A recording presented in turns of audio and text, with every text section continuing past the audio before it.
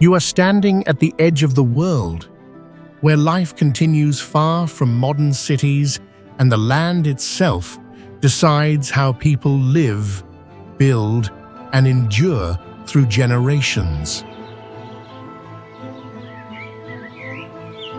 Here, homes rise from mountainsides, float upon water, or rest beneath forests, shaped not by speed or convenience, but by patience, tradition, and survival.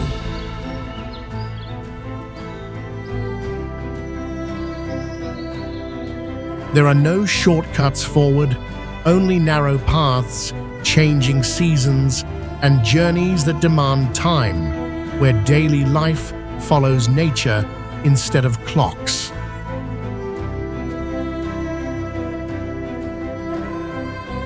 These villages do not feel like places left behind, but like worlds that chose a different rhythm, quieter, slower, and deeply connected to the land around them.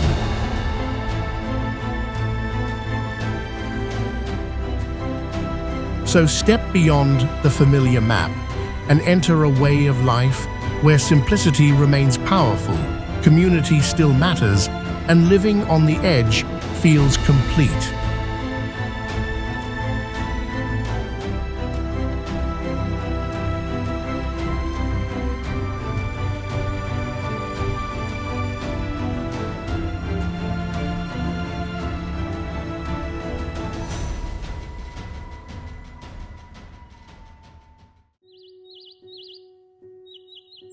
Hoi An, Vietnam.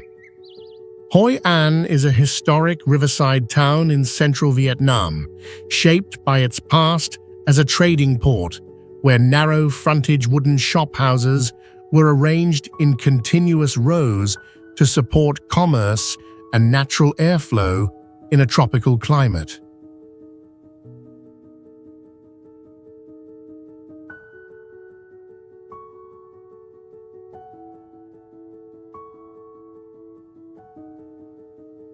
The core area preserves a dense fabric of traditional buildings with timber frames, tiled roofs, interior courtyards, and beam structures that limit heat gain, extend shade along streets, and keep ventilation working without mechanical systems.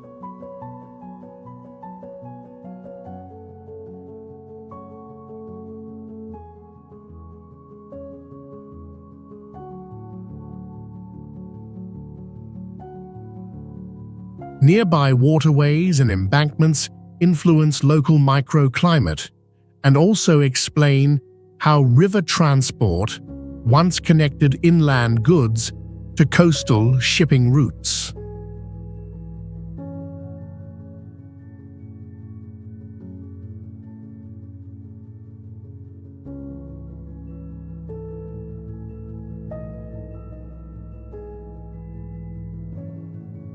Communal assembly halls and religious structures record long-distance merchant exchange through axial layouts, ceremonial gateways, courtyards, and carved wooden interiors that supported both social organization and business networks.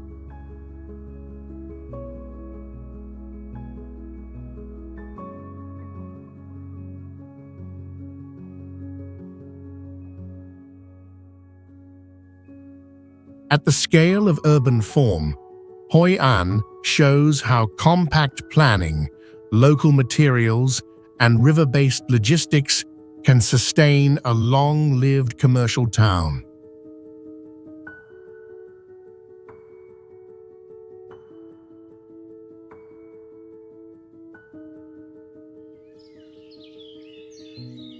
Wae Rebo sits high on the slopes of Flores in Indonesia as a compact circular village where cone roof houses stand close together around a central open space used for community routines and daily coordination.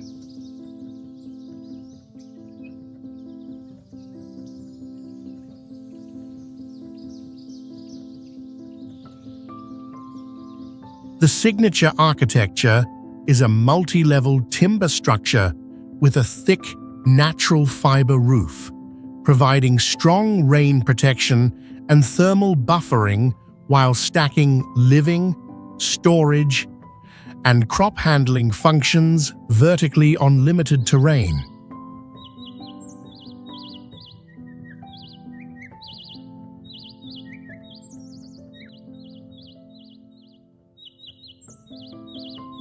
The village layout keeps direct short links from each house to the central ground, making internal movement fast and easy to monitor, while the outer edge transitions quickly into forest and steep slope, so the settlement boundary stays clearly defined.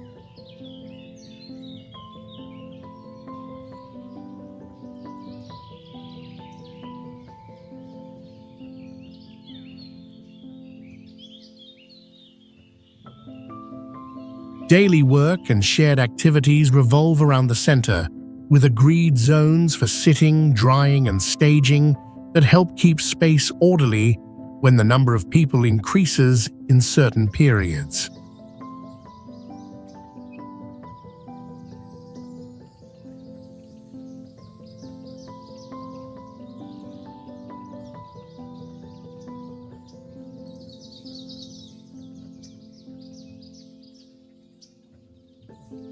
From wide viewpoints, Wae Rebo shows a mountain village model where geometric layout, house form, and a central space combine into a recognizable system that operates efficiently in a forested highland environment.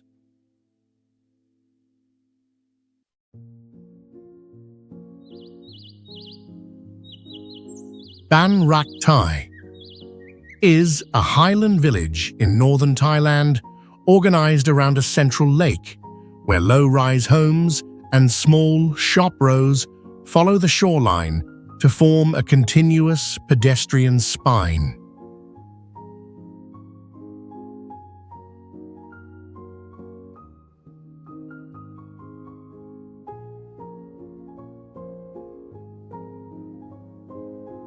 Many buildings use timber and light masonry with moderately sloped roofs for rain runoff and street-facing fronts toward the walkway, and water helps separate residential zones, service edges, and shared public space.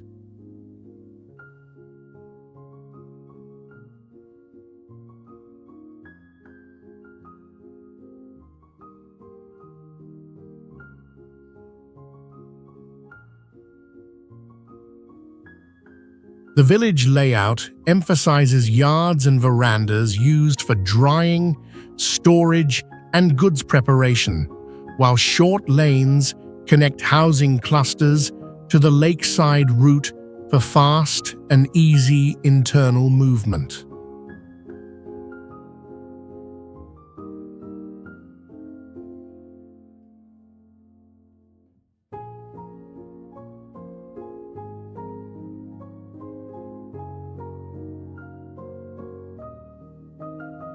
Steep surrounding terrain limits flat buildable ground, so housing and services concentrate within a compact walkable area, and local viewpoints make the elevation-based distribution of buildings easy to see.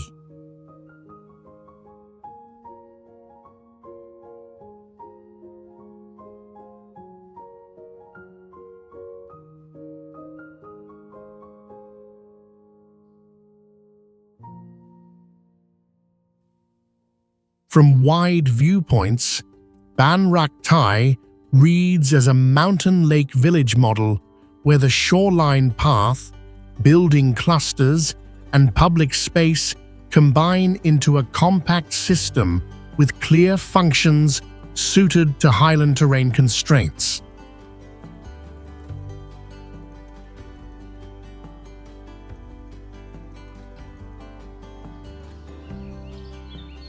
Subak rice terraces villages, Indonesia. In Bali, Subak rice terrace villages operate through the Subak system, a community-based water management method that schedules and distributes irrigation, so fields receive water in a coordinated, farm-driven sequence.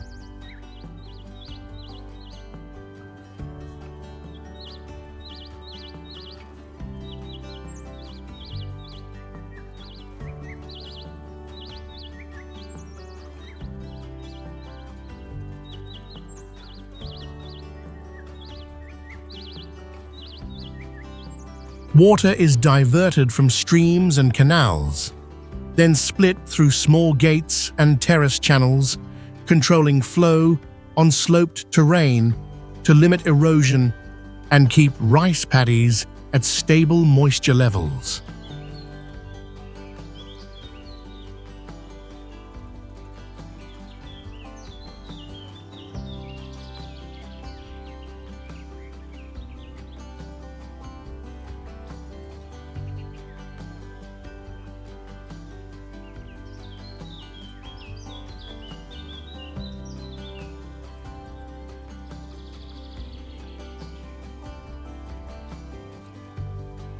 The defining feature is not a single structure, but a connected network of terraces, waterways, and shared rules that function as both irrigation engineering and a local governance system for cultivation.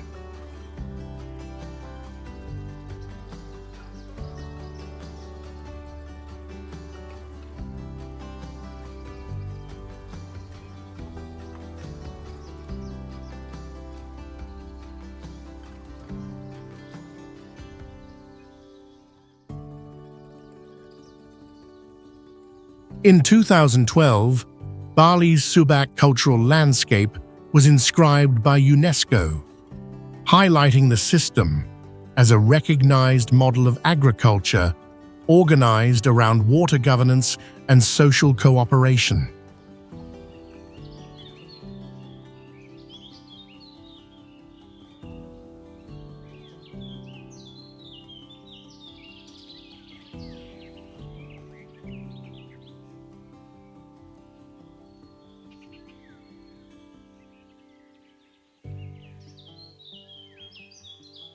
From above, the terraces form continuous contour bands that show how precise water planning and local materials can transform hilly land into productive stepped fields.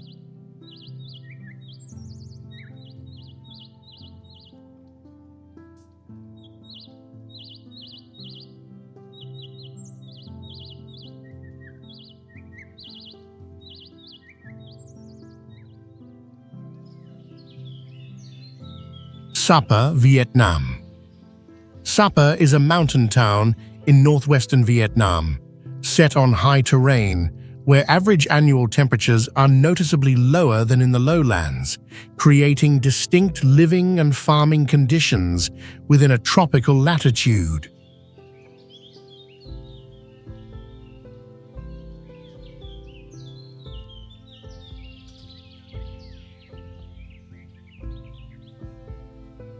Steep slopes push agriculture to follow the contours, so terraced fields are built along level lines to hold soil, limit erosion, and control runoff, turning valley sides into clear, stepped cultivation surfaces visible from a distance.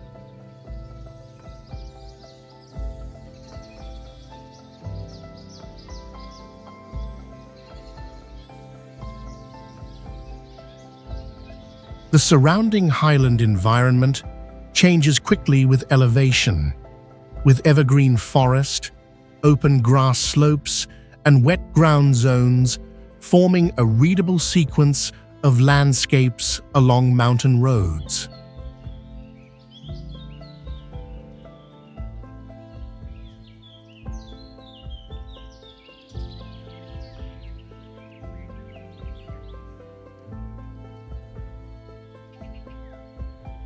The town functions as a transit node in a road network shaped by passes, where weekly markets, farm goods, and handicraft exchange create a regular cycle of local trade.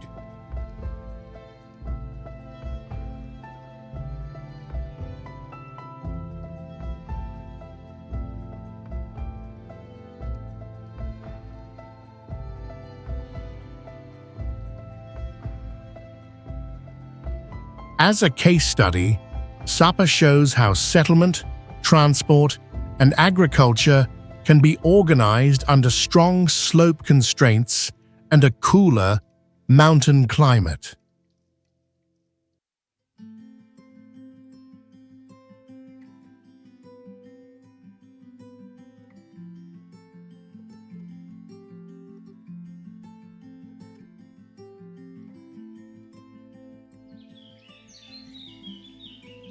Vang is a valley town in Laos, where settlement growth aligns with a main road spine and riverside routes, creating a clear orientation for transport, services, and everyday community routines.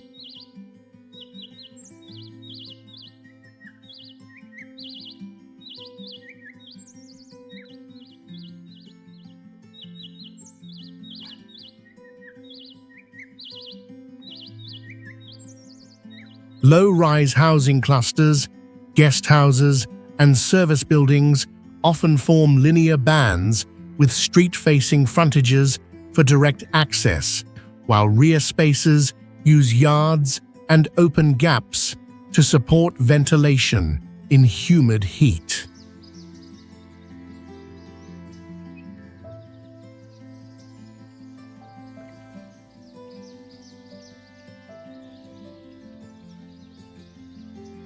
Limestone karst ridges rise sharply around the built area. So many viewpoints reveal a distinct boundary between developed land and cliff walls, highlighting how the town fits into a narrow valley footprint.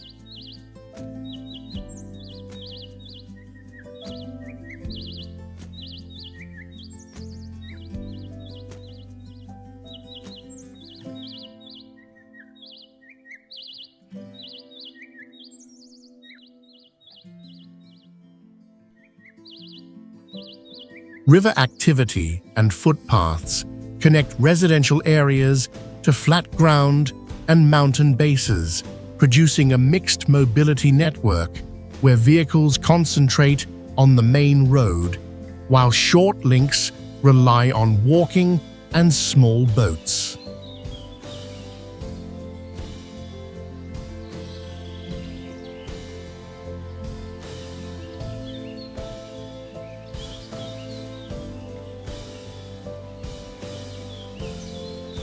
From wide viewpoints, Vieng reads as a medium-scale town with concentrated density, where streets, building clusters, and open spaces are arranged to operate efficiently within terrain limited by limestone formations.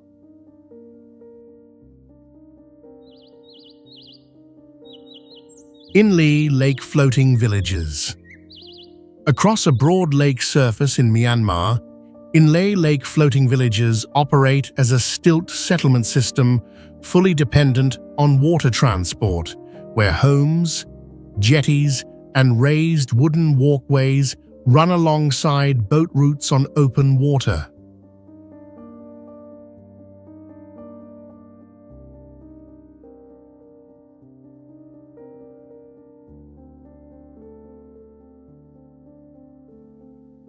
Many houses stand on tall piles to adapt to seasonal water level shifts, and lake-facing fronts function as working platforms for docking, drying tools, repairs, and daily household handling.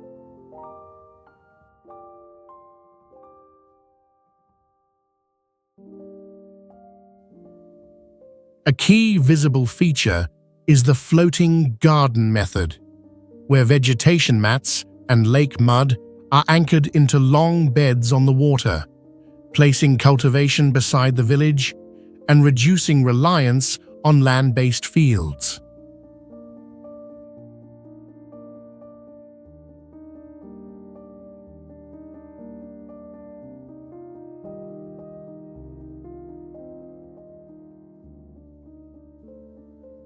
Links between village clusters follow natural channels and narrow inlets supported by transfer docks and wooden bridges, so transport trade, and community services are organized primarily along water lines.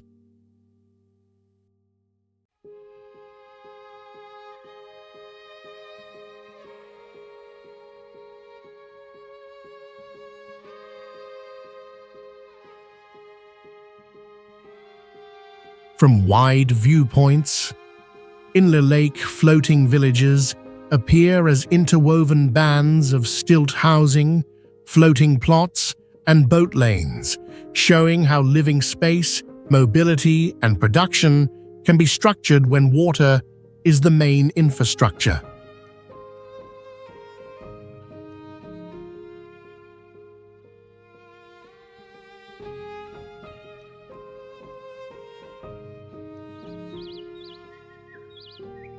Luong villages are a mountain village system in northern Vietnam shaped around terraced fields and narrow valleys where homes, drying yards, and footpaths follow the terrain to reduce steep climbs and support farming access.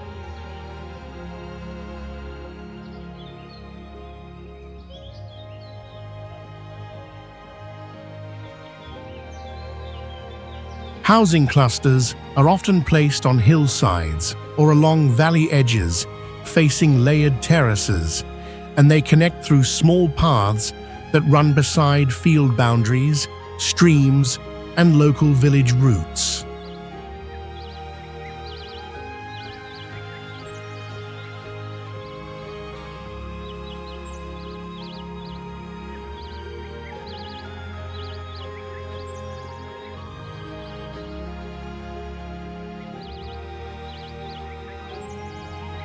Wood and bamboo are common building materials, and many stilt houses lift the living floor for ventilation and moisture control, while the space around each home is organized for storage, small livestock areas, and practical work zones tied to agriculture.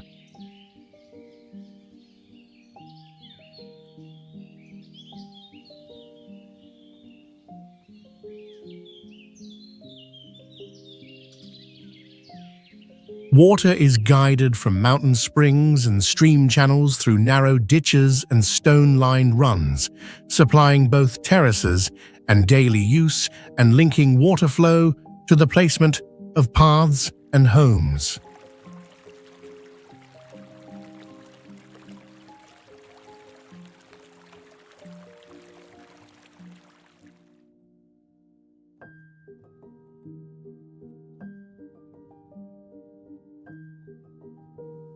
From wide viewpoints, Luong villages appear as settlement points, anchored on green slopes between terrace bands that curve along contour lines, showing how a community organizes living space and production in a forested mountain landscape.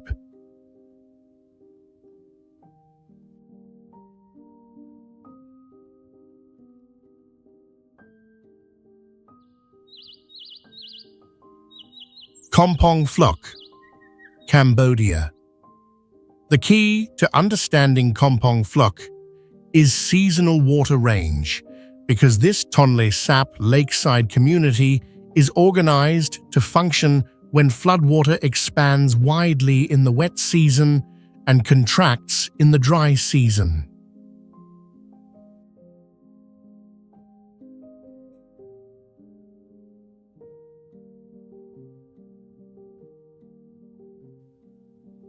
Homes are typically built on tall stilts to stay above high water, creating a lower level that changes role by season, serving as access space during floods and becoming usable ground for storage and daily work when water recedes.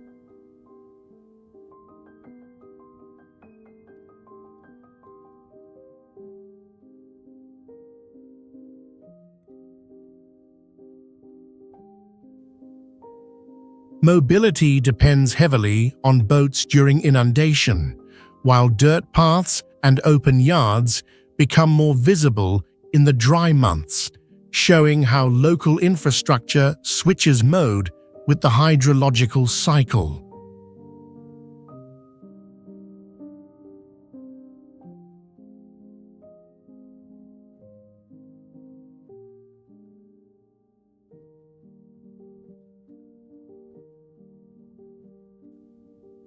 Livelihoods link closely to fisheries and water-related services, since Tonle Sap's flood pulse supports high fish productivity and broad habitat for water birds.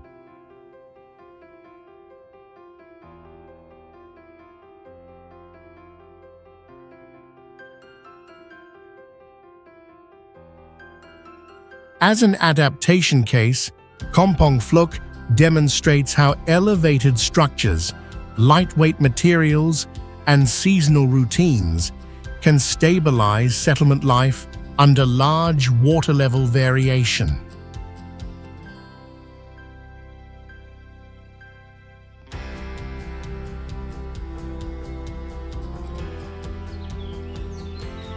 Mae Kampong, Thailand.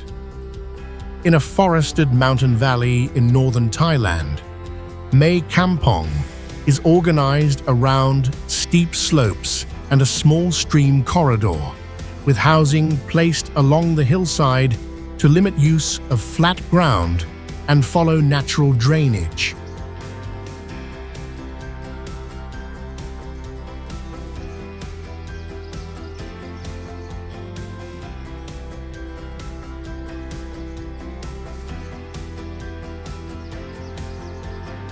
Cooler conditions than the lowlands and consistently high humidity influence building choices, so ventilation, steep rain-shedding roofs, and slightly raised floors are practical features for moisture control.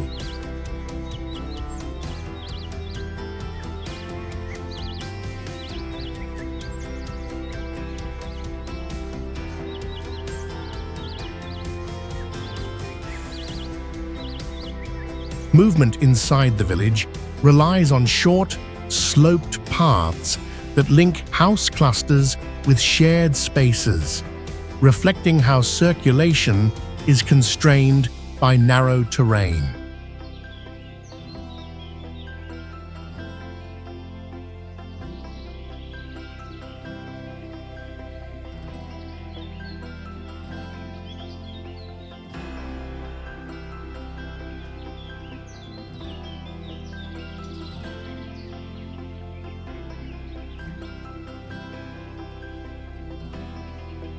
Household-scale farming and hillside gardens use small steps and runoff channels to hold soil, reduce slide risk, and keep vegetation cover stable around the settlement.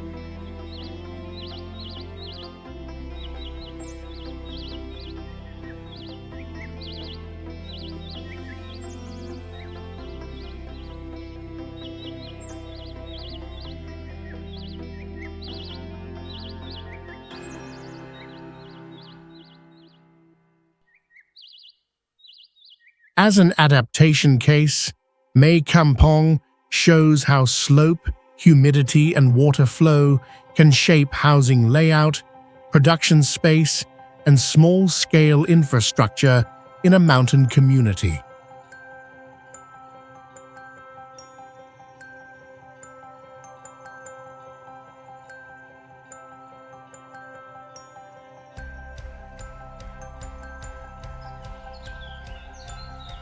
Cat Cat Village.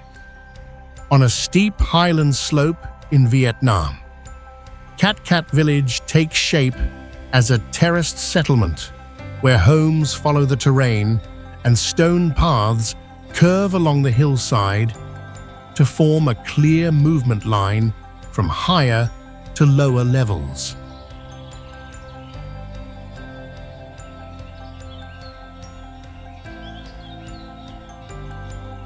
Traditional houses often use timber frames with steep roofs and raised floors to limit moisture, while spaces around each home are arranged for handcraft work, drying, and crop storage suited to cool temperatures and seasonal rainfall.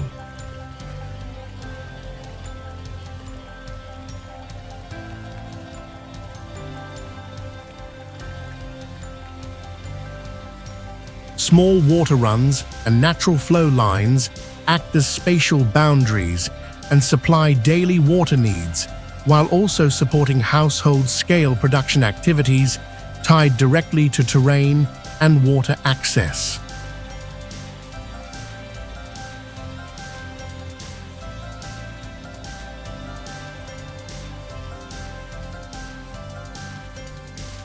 A network of trails, stone steps, and open viewpoints makes the vertical layering of the settlement easy to read, with housing positions, paths, and gaps arranged to reduce movement conflicts and use limited land efficiently.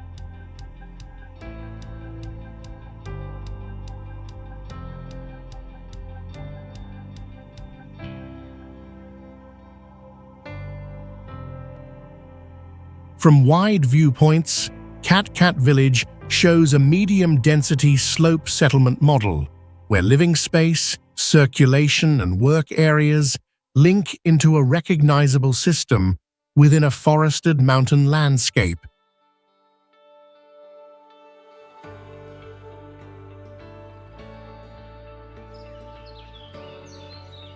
Pai, Thailand. Pai is a small valley town in northern Thailand, in Mae Kampong province, set in folded mountain terrain where road travel follows passes and continuous curves, shaping a compact urban footprint.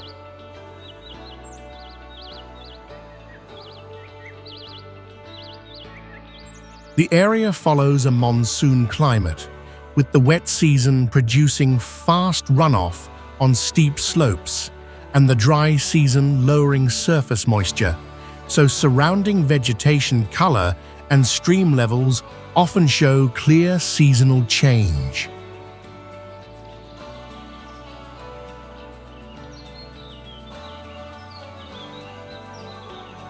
Valley farming uses flatter strips along the river corridor, while nearby hills act as an ecological buffer that helps stabilize soils and support local water supply for settlement.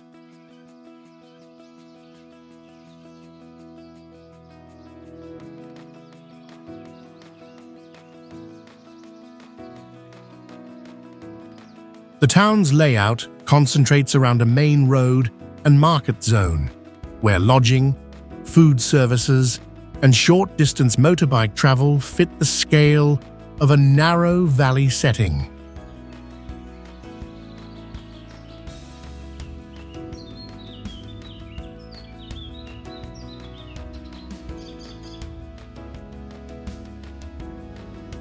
As a destination, Pai offers a straightforward example of how terrain, seasonal climate, and mountain road networks shape daily life and local economy in a valley community.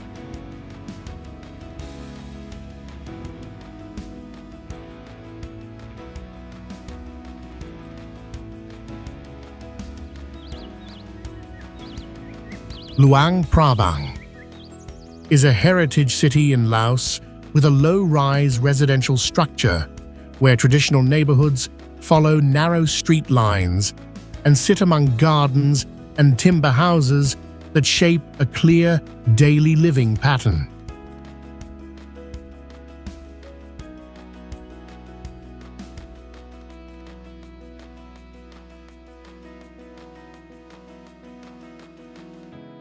Many home clusters include inner yards and wide verandas, with timber construction and steep roofs designed for fast rain runoff, while street-facing facades create semi-public edges for small trade and community interaction.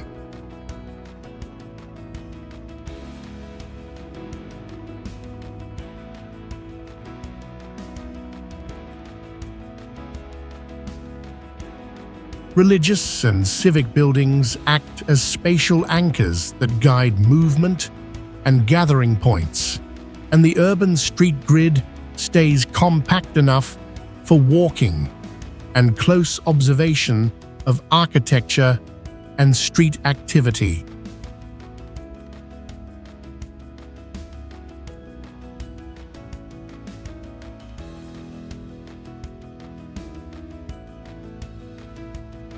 Under a tropical monsoon climate, buildings prioritize ventilation, shade, and lightweight materials, so the cityscape often combines low roofs, large trees, and open gaps that reduce heat during warmer periods.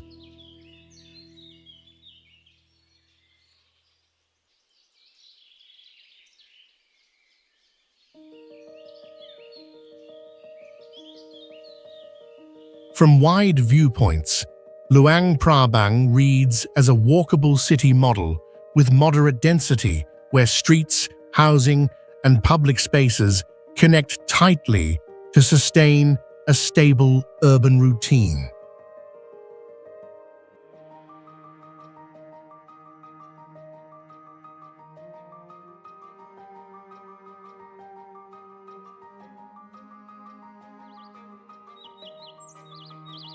Kampong Ayer is a stilt village system built over the water in Brunei, where homes, raised walkways, jetties, and small docks create a continuous internal network.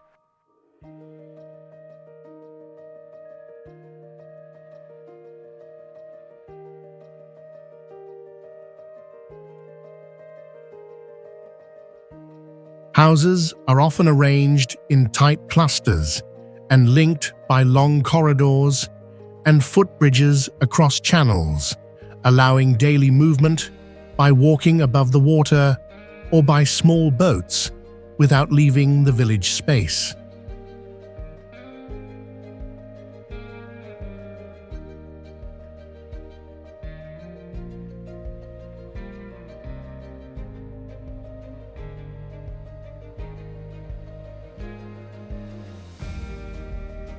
Community facilities are integrated into the settlement structure, including schools, mosques, service points, and shared spaces, so routines unfold on the water with clear patterns shaped by school hours, prayer times, and family schedules.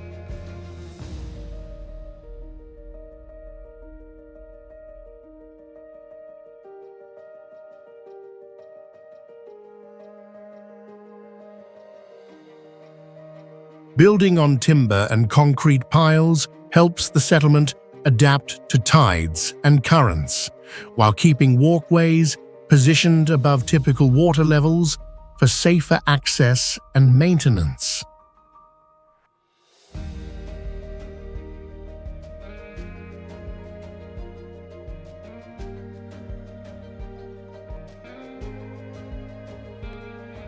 From wide viewpoints, Kampong Ayer reads as a long band of stilt houses along the waterfront, with transport boats and walkway lines interwoven, showing how a community organizes housing, mobility, and public services in a river environment.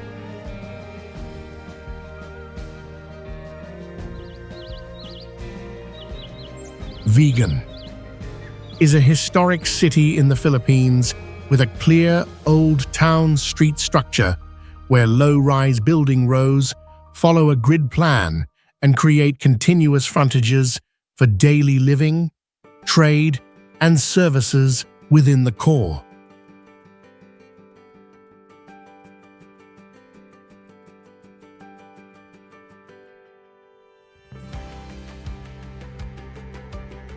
Many houses use the ground floor for shops and storage, and the upper level for living space, with thick walls, large windows, and timber balconies that support airflow and light control in a tropical climate.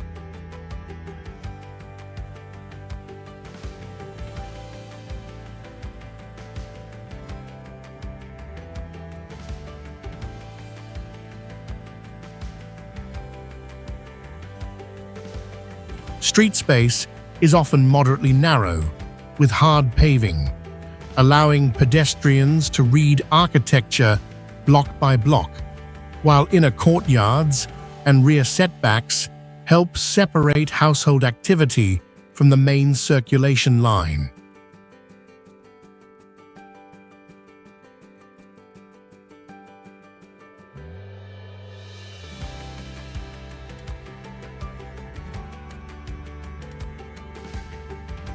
continuous building alignment turns key streets into commercial corridors, where awnings, storefront openings, and signage at street level set the rhythm of activity across the day.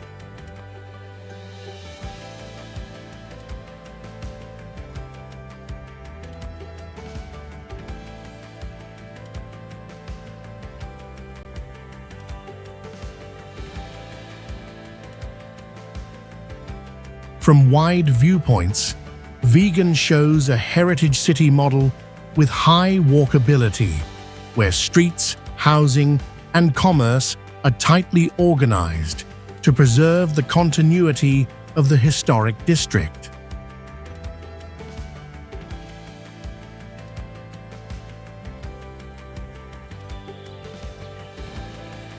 Muang Ngoi sits away from major road corridors in Laos as a small riverside settlement where low-rise homes form a linear band and face the water to keep direct access to boats and docking points.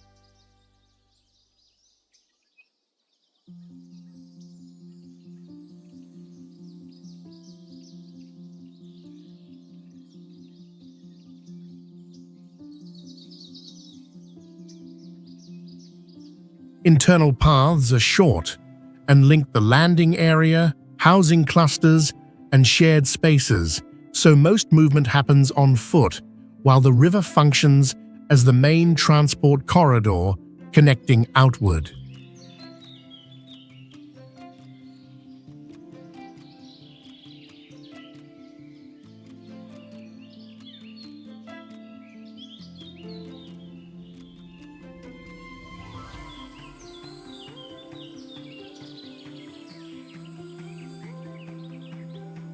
Many homes use verandas and small yards as multi-purpose zones for cooking, repair, sorting, and storage, creating a layout that can be read through daily activity without complex infrastructure.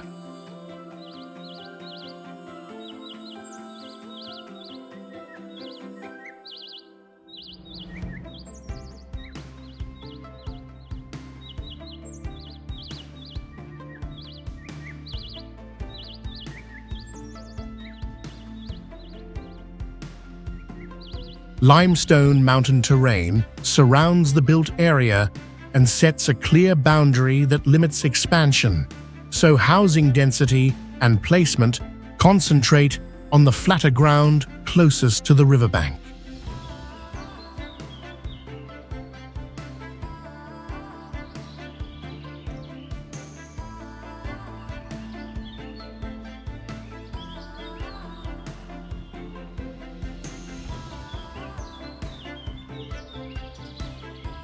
From wide viewpoints, Muang Ngoi shows a river-dependent village model, where the boat landing, footpath network, and housing clusters combine into a compact and practical system shaped by narrow terrain constraints.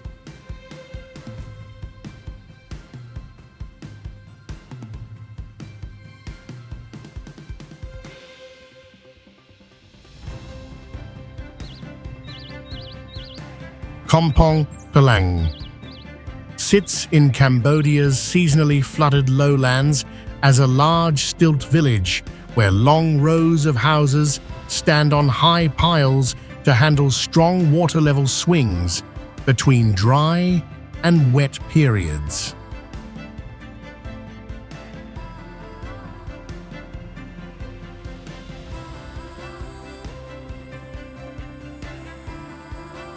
The settlement structure follows road and channel lines, using raised walkways, boat landings, and open space under floors for docking, repair, storage, and household work when water retreats.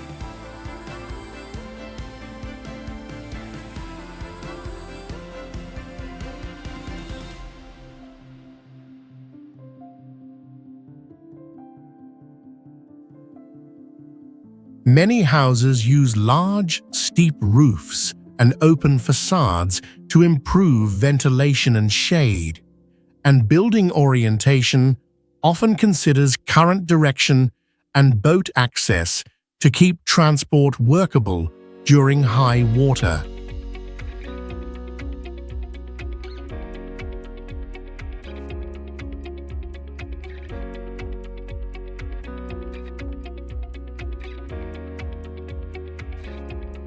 When water rises, movement shifts primarily to boats and channel routes, and when water drops, ground paths and underfloor yards become active work and living zones, creating a seasonal space use pattern that is easy to observe.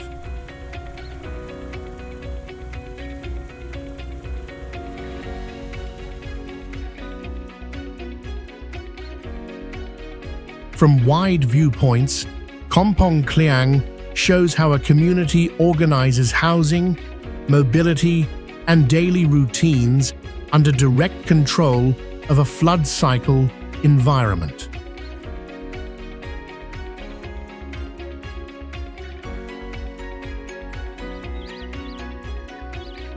Tonle Sap Floating Villages, Cambodia.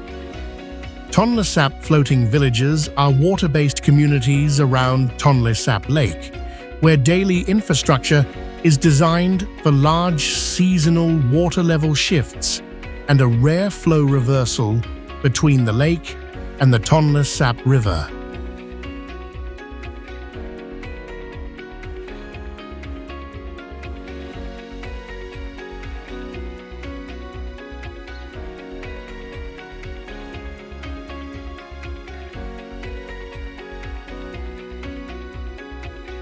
During the wet season, higher Mekong discharge can push water back up the Tonle Sap River into the lake, expanding the flooded area and making boats, floating platforms, and stilt-adapted structures practical for transport and access.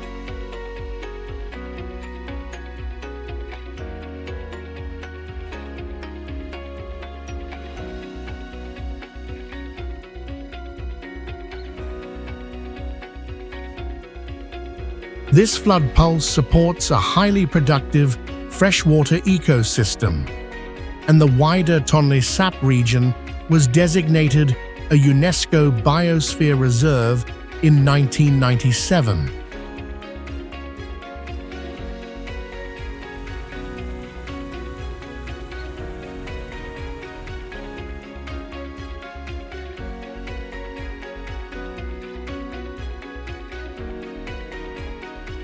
As a settlement model, the villages illustrate how housing and services can be organized around a moving shoreline, with anchoring, lightweight materials, and moisture-tolerant construction shaping stability.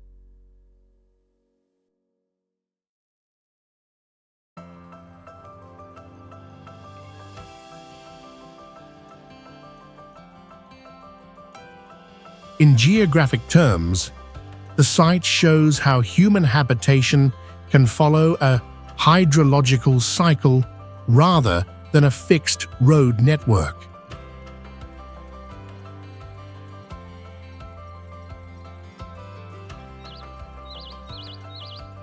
Bario Village, Malaysia. In the interior highlands of Sarawak, Bario is shaped by an unusually level plateau within surrounding mountains, allowing a concentrated settlement pattern and valley-scale wet rice cultivation without expanding onto steep slopes.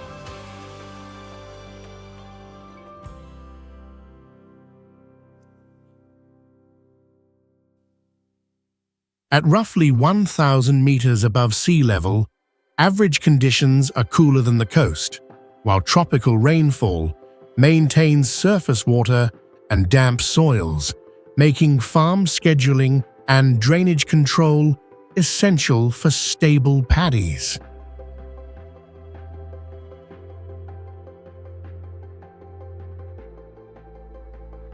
As a high plateau settlement model, Bario shows how land, water, and access infrastructure are balanced in a mountain enclosed environment.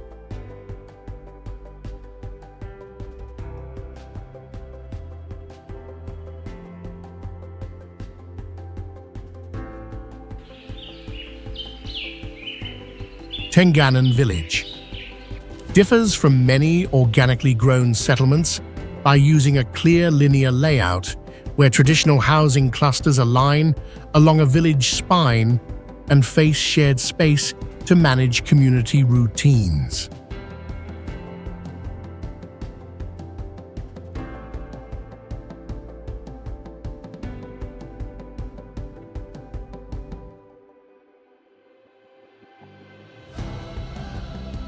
Straight internal paths run continuously through the settlement, creating meeting points at regular intervals, while open courts between housing rows act as outdoor rooms for ceremonies, assemblies, and scheduled activities.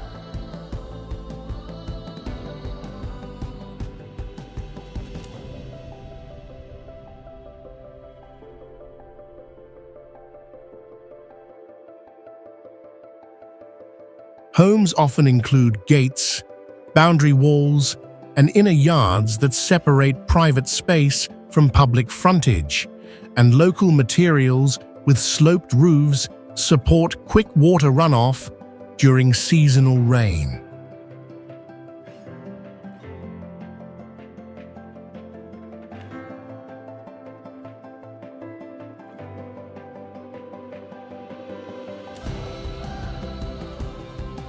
Movement is designed primarily for walking, with short links between houses, yards, and common areas, which helps keep spatial order stable when visitor or participant numbers increase during festival periods.